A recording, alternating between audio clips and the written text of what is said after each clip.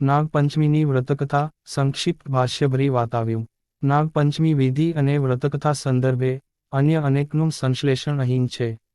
એક કલાકાળમાં એક શેઠજી જીવેતા હતા જેમણે 7 પુત્રોને લગ્ન કરી દીધા.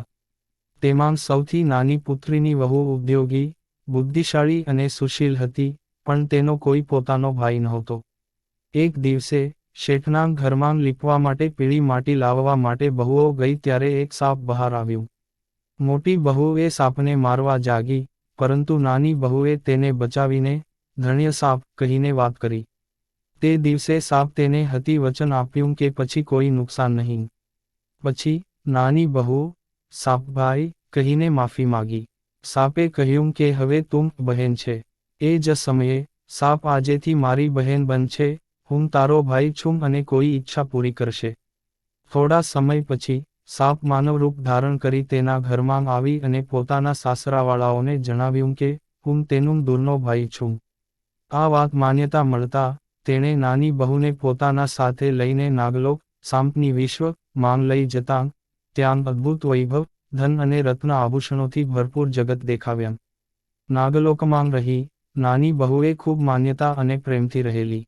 એકવાર જ્યારે સાપની માતાએ તેને ઠંડુ દૂધ પીવડાવવા કહ્યું પણ તે ભૂલીને ગરમ દૂધ પીવડાવી દીધું, જેથી સાપનો મૂંગળ બળી ગયું. બાદમાં સાપદેવ અને માતાએ ખૂબ ધન, સોનું, ચાંદી, રત્નો, આભૂષણો લઈને તેને પાછી મોકલી. આ ધન જોઈને તેની મોટી બહુઓમાં ઈર્ષા ઉઠી અને તેની બહુએ કહ્યું કે ભરોસાની ઉમેરીને તેની પાસે વધુ ધન હોવું જોઈએ, અને સાપે સોશિયલ માગણીઓ પ્રમાણે સોનાના ઝાડુથી લઈ અદ્વિતીય નંગમણીઓથી સજ્જ હાર પણ આપી દીધો. આ સુંદર હારની જાણ રાણી સુધી પહોંચી. રાણીએ હાર મેળવવા માટે રાજા પાસે રાજી થઈ. રાજાએ એ ચોરીને પ્રાપ્ત થાય તે માટે મંત્રીને હુકમ આપ્યો. મંત્રી શેઠજી પાસેથી હાર લાવી ગયો. નાની બહુ દુઃખી થઈ.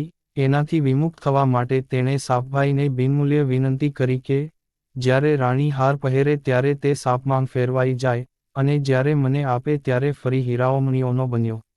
સાપે એ જ કર્યું. રાણી જેમ હાર પહેરી તે તરત સાપમાં બદલાઈ.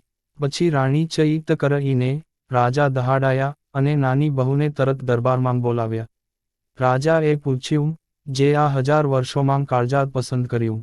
નાની બહુએ સમજાવ્યું કે હું અહંકાર મુક્ત છું, આ હાર એવું જ છે, મારા ગળે હીરામણીઓ અને બીજાના ગળે સાપ. આ સાંભળીને રાજાએ તે હાર ફરીથી પહેરવા માટે કહ્યું, ત્યારે હાર ફરી હીરો મણીઓમાં બદલાઈ.